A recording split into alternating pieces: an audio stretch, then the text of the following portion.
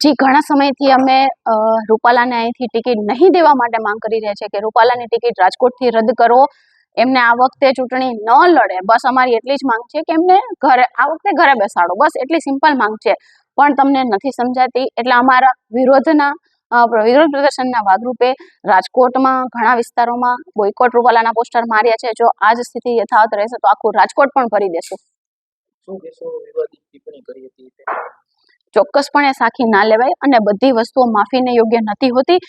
રૂપાલાભાઈ જે બોલ્યા છે એ અત્યંત નિંદનીય છે, કારણ કે એ એમના માટે બોલ્યા છે કે જે અમારા માટે પૂજનીય છે, વંદનીય છે. 16,000 રાણીઓ કે જેમણે જોહર કર્યા હતા એમના માટે આવા અભદ્ર શબ્દ બોલ્યા છે. તો આ વસ્તુ અમે જરા પણ સાખી નહીં લેવાય. આ માફી યોગ્ય નથી એટલે અમે તમને માફ નથી કરતા. અમારી હજી સુધી પણ એક જ ડિમાન્ડ છે કે આ વખતે આપ નહીં લડો, અહીંથી આપને રદ કરે.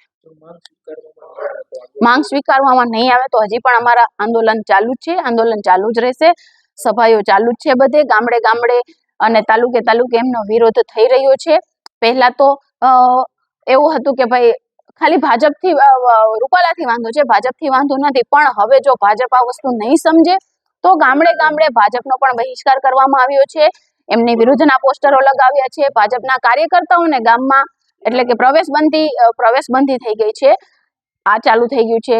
શહેરી વિસ્તારમાં પોસ્ટર લાગશે એમની વિરુદ્ધના, બોયકોટ રૂપાલાના. અને અમે અન્ય સમાજને પણ વિનંતી કરીએ છીએ કે ભૂતકાળમાં અમારા વડવાઓએ તમારા માટે પણ રખોપા કર્યા છે, તો અન્ય સમાજ પણ અમારી સાથે જોડાય. જો તમને એવું લાગતું હોય કે ક્ષત્રિય સમાજ પોતાની અસ્મિતા, સત્યતા અને ગરિમા માટે લડી રહ્યો છે તો આપ પણ અમારી સાથે જોડાવ અને આપ પણ અમારી સાથે રૂપાલાભાઈના બોયકોટના વિરોધમાં અમને સપોર્ટ કરો.